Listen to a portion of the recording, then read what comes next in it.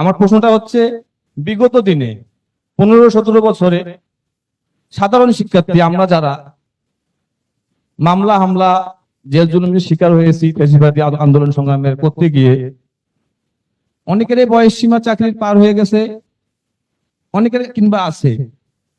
সেই ক্ষেত্রে যদি বিএনপি কখনো রাষ্ট্রীয় ক্ষমতার দায়িত্ব পায়, সেই ক্ষেত্রে যাদের বয়স সীমা পার হয়ে গেছে তারা, তাদের জন্য বা যাদের বয়স আছে তাদের জন্য বিএনপি থেকে আমরা কি আশা করি? মোজাম মোজাম না তোমার নাম? মোজাম্মেল হক মোজাম। মোজাম, মোজাম, তোমার প্রশ্নটার মধ্যে বোধহয় তুমি দুটো ভাগ রেখেছো, একটা যাদের বয়স আছে, একটা যাদের বয়স শেষ হয়ে গেছে, তাই কি? জি জি জি। যাদের বয়স আছে ডেফিনেটলি তারা তো তোমার চাকরির জন্য তো তারা অ্যাপ্লাই করতেই পারবে, সেখানে তো কোনো সমস্যা নেই। তার যদি সেই যোগ্যতাটা থাকে ডেফিনেটলি সে পাবে, না পাবার তো কোনো কারণ নেই, যার বয়স আছে। আচ্ছা, এখন বিষয়টা আসছে, হ্যাঁ, আহ, আমরা যেই রাজনৈতিক দলগুলো, যেই রাজনৈতিক, বিশেষ করে বিএনপি সহ আরো কিছু রাজনৈতিক দল, আমাদের ছাত্র সংগঠন সহ যারা তরুণ নেতৃত্ব ছিল, তরুণ সহকর্মী আমাদের ছিল, তাদের অনেকেরই এই আন্দোলন সংগ্রামের কারণে বয়স পার হয়ে গেছে। এবং আমরা দেখেছি যে বিগত সরকারের সময় কিভাবে দলীয়করণ হয়েছে, মানে যে কোনো সরকারি, আধা সরকারি, যেরকমই চাকরি বাকরি হোক, দলীয়করণটা কিভাবে করা হয়েছে সেটা আমরা দেখেছি, দলমত নির্বিশেষে সব মানুষ দেখেছে।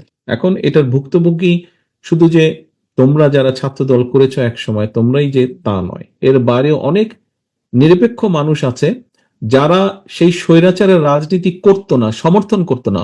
যখন তারা জানতে পেরেছে যে এই হয়তো বিএনপি করে না কিন্তু তাদের দলও পছন্দ করে না, তখন সেই বেচারা চাকরিও তারা দেয়নি বা চাকরি খেয়ে ফেলেছে, এরকমও হয়েছে। জি জি জি। এরকমও হয়েছে ঘটনা। তো এখন বাস্তবতাটা তো এক বিবেচনা আমাদের করতে হবে। এখানে বাস্তবতা আছে দুটো, একটা আছে সরকারি নিয়ম বা কানুনের বিষয়, নিয়ম কানুনের বিষয়। আমাকে তো এক জায়গায় একটা ক্রাইটেরিয়া, মিনিমাম একটা পলিসি বা ক্রাইটেরিয়ার ভিতরে থাকতে হবে, তা না হলে তো কোনো কিছু গড়ে তোলা সম্ভব না দেশে, প্রতিষ্ঠানের একটা নিয়ম কানুন। আবার এটাও বাস্তবতা যে এরকম দুর্ভোগের শিকার যারা হয়েছে তাদেরও তো লাইফ আছে, তাদেরকে তো মানে একটা কিছু তো ব্যবস্থা করতে হবে, মানুষগুলো তো বেঁচে থাকতে হবে। তো আমরা যেটা চেষ্টা করছি সেটা হচ্ছে যে যারা ক্রাইটেরিয়ার ভিতরে পড়ে যাচ্ছে কিন্তু তখনও চাকরি পায়নি, তাদের জন্য আমরা শিক্ষিত বেকার ভাতার একটা ব্যবস্থা রাখার চিন্তা ভাবনা করছি। তারা একটা সার্টেন 1 বছর পর্যন্ত বোধহয় ম্যাক্সিমাম এটার ভিতরে তারা থাকবে, এবং এর মধ্যে আমরা ধরছি যে আমরাও চেষ্টা করবো সরকারের পক্ষ থেকে, তাদেরকেও চেষ্টা করতে হবে বিভিন্ন কর্মসংস্থানের ব্যাপারে। এর বাইরে যারা চলে গিয়েছে আমরা বিভিন্নভাবে ট্রেনিং এর ব্যবস্থা করব, আমরা দেশে এবং বিদেশে, যাতে তারা কর্মসংস্থানের ব্যবস্থা করতে পারে। আমরা ছোট ছোট, গতকাল আমি বলছিলাম, ছোট ছোট উদ্যোক্তা যাতে তৈরি হয় সেই ব্যবস্থা করব। এখন এটা কি? এটা হচ্ছে, তুমি নিশ্চয়ই অ্যামাজনের নাম শুনেছো। অ্যামাজনের অনলাইনে গেলে অ্যামাজন ওই যে অর্ডার দেয়, শুনেছো না? অনলাইন থেকে অর্ডার দেয়। তো অ্যামাজন একটা আছে, অ্যামাজন একটা বিশাল বড় প্রতিষ্ঠান। একই রকম আরেকটা বিশাল বড় প্রতিষ্ঠান আছে আলিবাবা, সেটা শুধু চায়নার মধ্যে। তো এখন এই অ্যামাজন, আলিবাবা, এরকম আরো অনেক ছোট ছোট প্রতিষ্ঠান আছে। এই প্রতিষ্ঠানগুলো অনলাইনে ব্যবসা করে। এখন অনলাইনে তারা হিউজ পরিমাণ জিনিস তারা ক্রয় করে পৃথিবীর বিভিন্ন দেশ থেকে। তুমি যদি অ্যামাজনের ইন্ডেক্সে যাও, অ্যামাজনের পেজটা ওপেন করো, যে কোনো একটা জিনিস দিয়ে, ধরো তুমি একটা কাপ কিনবে, এরকম একটা কাপ কিনবে, অ্যামাজনে যদি যাও দেখবে যে এরকম 101টা কাপ তোমার সামনে ভেসে উঠেছে। কিন্তু এই কাপগুলো তো কোথা থেকে তারা কিনছে, কোনো না কোনো জায়গা থেকে।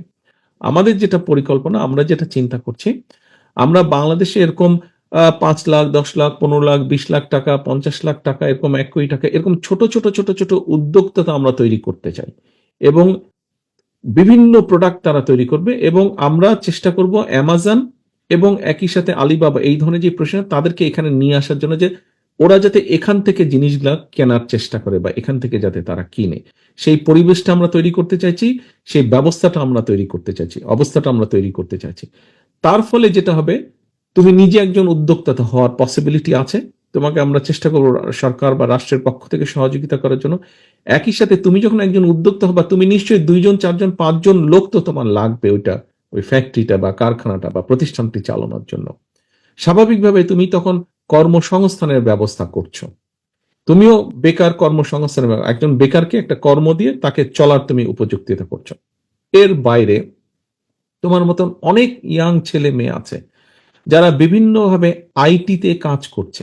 আইটিতে কি কাজ করছে? হয়তো ডাটা প্রসেসিং, ডাটা প্রসেসিং এর কাজ করছে, অথবা কল সেন্টার কাজ করছে, বিভিন্ন রকম ডিজাইনিং এর কাজ করছে, ফ্রিল্যান্সের কাজ করছে। আমাদের একটা চিন্তা আছে যে আমরা এই বিষয় মানুষ, যে তোমার মতন ইয়াং ছেলে মেয়ে যারা আছে তাদেরকে, যাদের একটু ট্রেনিং হলে আর একটু বেটার, যে হয়তো ধরো করছে অনলাইনে বিভিন্ন দেশে বিদেশে কাজ করছে, হয়তো এখন সে মাসে 20,000 টাকা 25,000 টাকা ইনকাম করছে, কিন্তু তাকে যদি 3 মাসের একটা ট্রেনিং দেওয়া যায় তাহলে তার তার স্কিলটা অনেক বেড়ে যাবে, এবং বেড়ে যাওয়ার পাশাপাশি তার ইনকামও বেড়ে যাবে, অনলাইনে সে কাজ করবে। আমরা এই ধরনের চিন্তা ভাবনা করছি যে আমরা এরকম স্ট্যান্ডার্ড ট্রেনিং সেন্টার ওপেন করব। প্রথমে হয়তো আমরা বিভাগ বাড়ি করব, অথবা বড় জেলা, পুরনো, তুমি হয়তো তখন অনেক ছোট ছিলে বা তখনও হন তুমি, আহ, বড় জেলা ছিল আগে, মানে দেশ স্বাধীনের পর 19টা 20টা জেলা ছিল, আমরা হয়তো বড় জেলা বাড়ি এরকম ট্রেনিং সেন্টার করবো, যেখানে আমরা এই উৎসাহী ছেলে মেয়েদেরকে অথবা যারা কাজ করছে তাদেরকে আমরা ট্রেনিং দেওয়ার ব্যবস্থা করবো, যাতে আইটি সেক্টরে তারা কাজগুলো আরো বেশি বেটার ভাবে করতে পারে।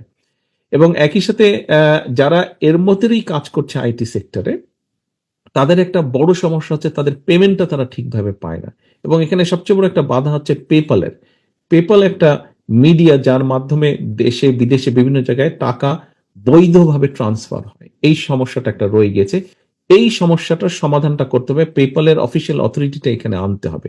এটা যদি করতে পারি তাহলে এদের যেই সমস্যাগুলো এখনই যারা আইটিতে কাজ করছে, বিভিন্নভাবে ফ্রিল্যান্সিং এর কাজ করছে, তাদের তখন পেমেন্টটা আসবে।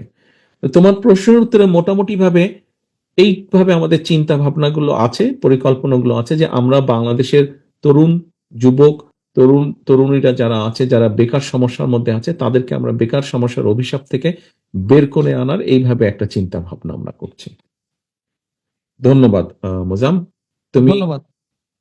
পেয়েছো তোমার প্রশ্নের উত্তর? জি জি।